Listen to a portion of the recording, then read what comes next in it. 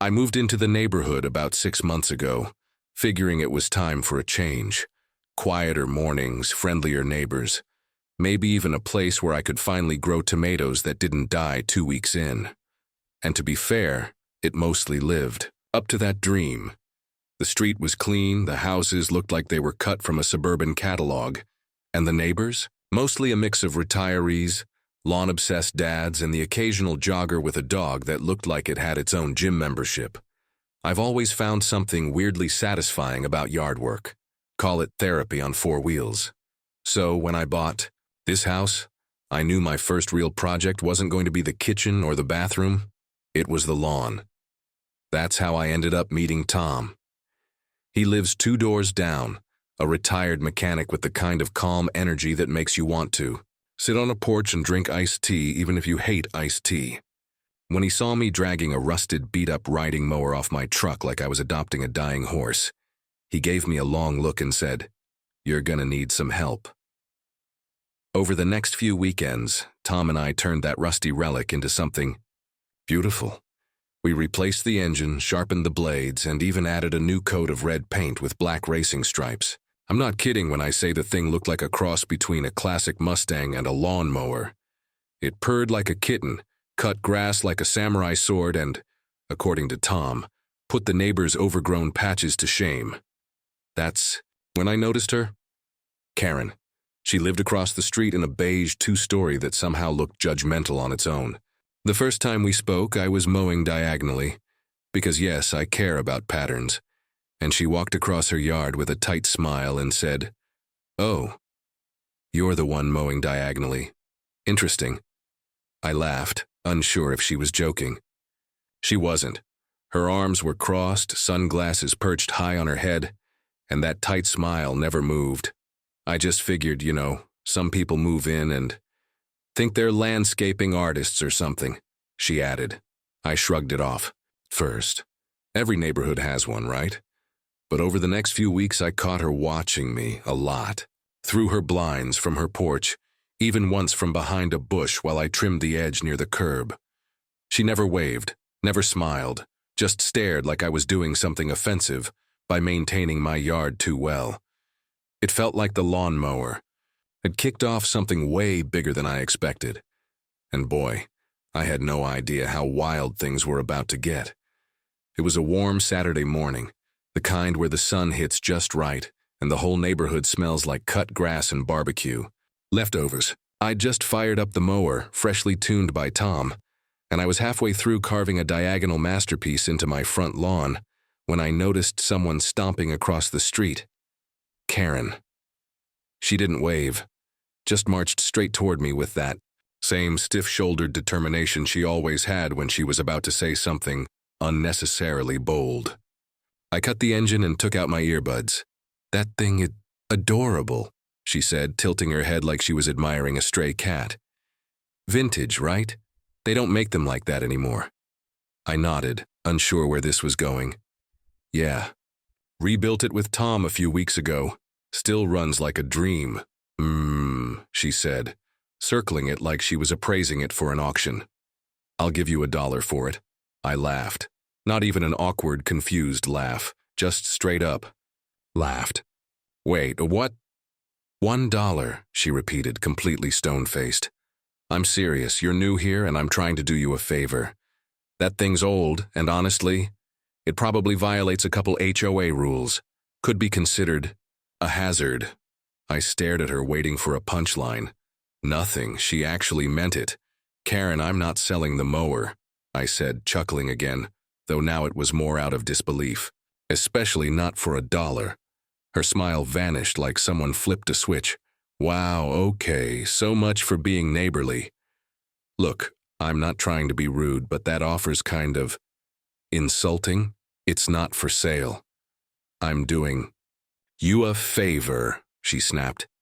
"That thing is loud, ugly, and you've been riding it up and down the street like it's a toy. Someone's going to report you. If you're smart, you'll take the $1. I raised an eyebrow. "Karen, I built this with Tom. It's not a toy, it's a fully restored machine, and I like mowing my lawn. I'm not selling it." She leaned in a little closer and lowered her voice like she was giving me insider info. You do know the HOA can fine you for storing dangerous machinery in plain sight, right? Especially something that old. I'm just saying, don't be surprised if someone files a complaint. I folded my arms and gave her the most polite smile I could manage. It's kept in my locked shed when I'm not using it. And if you have a complaint, you're welcome to go. Through the proper channels. She stared at me for a second, face twitching just slightly. You'll regret this, she said through gritted teeth. Then she turned and stomped back across the street, not even bothering to look both ways like a dramatic exit was more important than traffic. I stood there for a second, still holding the mower's handle, wondering what in the actual hell had just happened. $1? Was this some kind of power play? A joke gone wrong? Or had I just officially been drafted into a passive-aggressive suburban war I didn't even know was happening? Either way, I had the distinct feeling this wasn't the end of it. At first, I chalked it up to coincidence. A week or so after Karen's glorious $1 offer and dramatic exit, I got a letter from the HOA. It was a formal noise complaint. Apparently, I was violating quiet hours by mowing too early in the day. The thing is, I wasn't. I checked the bylaws. Quiet hours ended at 8 a.m., and I never started before 9. I ignored it, figuring someone just had a rough morning and needed to vent. But then came the second letter. This time, a warning about equipment left unattended in public view. I blinked because my mower was locked in the shed, same place it always was. I even double-checked after reading it, just to be sure I wasn't losing my mind. Shed, locked, mower, inside. Visible? Not even a little. That's when the suspicion really started to creep in. There weren't many people who'd care enough to file complaints over a lawnmower, especially bogus ones. And honestly, the only one who seemed remotely bothered, but had just tried to buy it for the price of a vending machine snack. I mentioned it to Tom a few days later while we were adjusting the mower's throttle. He squinted over his glasses, looked toward Karen's house, and said, "Get a camera." Seriously? "Oh yeah," he said, tightening a bolt like he was prepping for war. "You're dealing with a classic HOA lunatic. She's not gonna stop just because you said no." So I ordered a cheap outdoor camera, nothing fancy. Just something to cover the side yard and shed entrance. I installed it that afternoon, pointed right at the shed and the fence gate, then forgot about it for a couple days. Then the next weird thing happened. I came home from work, and the latch on the shed looked off. Not broken, not wide open, but just slightly twisted, like someone had pulled on it with enough force to bend the hardware. The lock was still intact, but it gave me a bad feeling. I pulled the footage. There she was. At 2:17 p.m., in broad daylight, Karen walked casually into my side yard like she owned the place, stared at the shed for a good 30 seconds, and then actually tried the door. When it didn't open, she looked around, thankfully not at the camera, and walked back to her yard like nothing happened. I watched it twice to make sure I wasn't misreading it, but nope. Full-on trespass. 2 days later, she came back. This time, I was outside. She didn't even knock, just walked over while I was trimming the edges by the driveway and launched right into it like we were in the middle of an ongoing negotiation. "Look," she said, "I've been thinking. I'll give you $5. That mower's clearly not worth much more than that, and let's be honest, it's becoming kind of a neighborhood issue." I set the trimmer down slowly. A neighborhood issue. It's loud, it's old, it smells, and frankly, it's kind of an eyesore. She looked at it like it was a rusting wreck instead of the beautifully restored machine it was. You really don't want something bad to happen to it, you know? Accidents happen. My brain kind of short-circuited for a second. Was she threatening my lawnmower? I took a breath. "Karen, I'm going to say this as calmly as I can. If you trespass on my property again, or if I get one more false complaint, I'll be turning all of it over to the HOA board, and the police if necessary. I have everything on camera now." Her eyes flicked up and I could see the moment she noticed the camera, small but clearly watching from the corner of the house. She didn't flinch, though. Just gave me a smug little smile. "Well," she said, turning on her heel, "we'll see about that." And with that, she marched off, her sandals slapping the pavement like war drums. I stood there, stunned. I'd dealt with difficult people before, but this wasn't just difficult. This was next level. She didn't want the mower. She wanted control. And it looked like she'd decided to go full throttle. It was a week later when things crossed. The line from weird to flat-out criminal. I came home from work and knew something was wrong before I even made it to the shed. The lock was on the ground, snapped clean off. The door was slightly ajar, and my stomach dropped before I even stepped inside. The mower was still there, but it looked off. The seat had a tear in it that wasn't there before. One of the front wheels was twisted at an awkward angle, and some of the wiring underneath had clearly been yanked out like someone was trying to sabotage it. There were scratch marks along the hood like someone had dragged a key across the paint. The same paint I spent hours on with Tom. Rage, disbelief, and a weird, hollow feeling all mixed together in my gut. I called Tom first. He came over with a toolkit and a look that said, "Yep, I've seen this before." We got to work. Luckily, the damage wasn't permanent, just stupid. Wires could be reconnected, the scratches buffed out. But it wasn't about the damage. It was about the fact that someone broke into my shed, vandalized my property, and thought they'd get away with it. I filed a non-emergency police report, told them what happened, and handed over the camera footage. The break-in wasn't on camera, but the days leading up to it, full of Karen snooping, peeking around the shed, and casually strolling onto my property like it was part of her backyard. I didn't need a detective to connect the dots. And then came that night I was outside mowing. Because what else was I going to do, let her win? Tom had patched up the mower beautifully, and I wasn't about to stop living my life because my neighbor had gone off the deep end. I was halfway through the back lawn when I heard shouting. I looked up to see Karen at the edge of her driveway, phone in hand, gesturing wildly. At first I thought she was yelling at me, but no. She was on the phone with 911. "She's calling the cops," I muttered, pulling out my phone and hitting record. I figured if she was going to go full meltdown, I might as well have evidence. Sure enough, she was yelling into the phone. Yes, I am reporting a theft. He stole my lawnmower. It's a neighborhood emergency, and he just threatened me in broad daylight." I stood there blinking in disbelief. Threatened her, stole her mower? She noticed me filming and pointed dramatically. "There, that's my mower. He took it from me. He's been harassing me for weeks." I didn't say a word, just kept courting. She was digging her own hole deeper with every second. About 15 minutes later, a patrol car pulled up. Officer Ramirez stepped out, calm and collected. The kind of guy who looked like this wasn't even the weirdest call he'd gotten that day. He approached both of us and asked for our sides of the story. Karen launched into a dramatic performance that would have earned her a standing ovation at a community theater. "I bought that mower from him a month ago for $1. He agreed. And now he's using it without permission. I'm being harassed. I feel unsafe." Officer Ramirez turned to me. "Sir?" I simply held up my phone and tapped play. First clip, Karen offering me $1 for the mower and me laughing because I thought it was a joke. Next clip, her warning me with, "You'll regret this." Then a video of her on my property trying the shed door.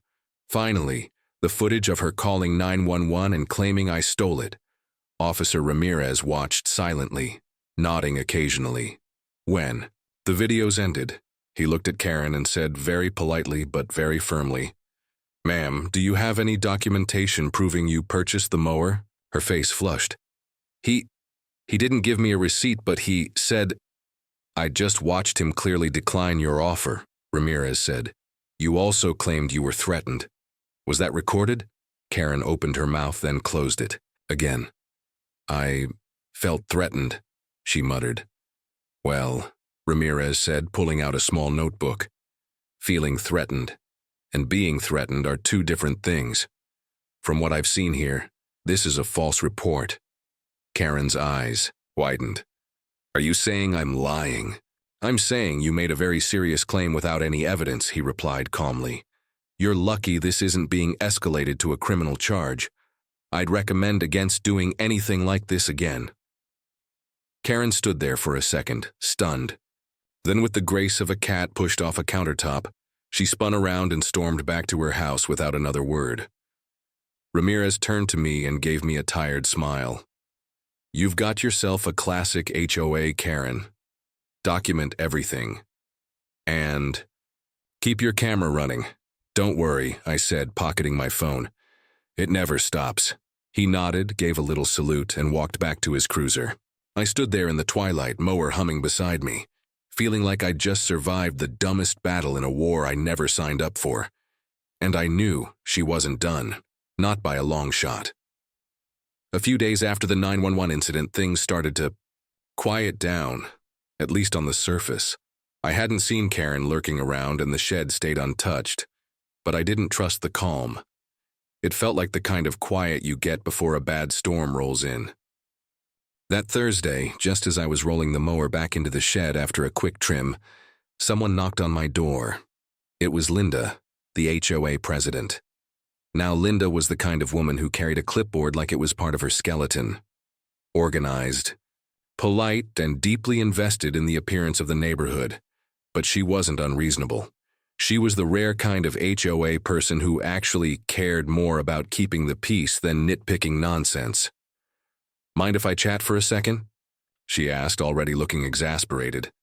"Sure," I said, motioning her toward the porch. She took a deep breath. "So, I've received several complaints this week, all from Karen." I tried not to roll my eyes. "What's the issue this time?" Linda flipped through her folder and read out loud. Complaint number 1. Lawn is too green, possibly using illegal fertilizers. Complaint number 2. Riding mower produces toxic fumes and is a respiratory hazard to the community. Complaint number 3. Subject is recklessly driving the riding mower and nearly hit a pedestrian. I blinked. Was the pedestrian her? Linda looked up. She didn't say, but let's be real, yes. I laughed, but Linda didn't. She's been a thorn in the HOA's side for years, she said. Petty complaints, harassment of neighbors. She once tried to get a kid's lemonade stand shut down because she said it was unlicensed. Bean, come on. So why not deal with her already? She sighed. We've tried. Warnings, mediation. Nothing sticks because she plays just inside the lines. But now we've got something real. She leaned in slightly. I heard about the 911 call, and Officer Ramirez gave me a heads up. He said you had video? I nodded. Plenty. Of her trespassing, threatening, even lying to the cops. Would you be willing to share that with the board? We've got a meeting Monday night. This might be the leverage we need to finally rein her in. Absolutely, I said. I'll put it all on a drive for you. Tom was thrilled when I told him. About damn time, he muttered, already writing up a formal statement. Another neighbor, Steve, who lived behind me and had also been caught in Karen's crosshairs. She once reported his daughter's trampoline as a nuisance structure, wrote his own letter about years of her antics. Between the videos, the 911 call, and now multiple neighbors stepping up, the case was building. And the best part?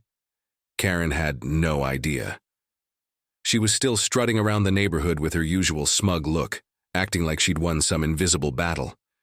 But the board was watching now, quietly, closely. I saw Linda and 2 other members walk by her place more than once that weekend, just taking notes. In the meantime, I wasn't taking chances. I upgraded my camera system to include higher resolution and wider coverage, added motion sensor lights around the shed and garage, and even slapped a bright yellow under surveillance sign near my driveway, just subtle enough to be legal, but clear enough to send a message. Tom chuckled when he saw it. You're turning your yard into Fort Knox, just prepping for the next siege, I said. Because with Karen, there was always a next siege.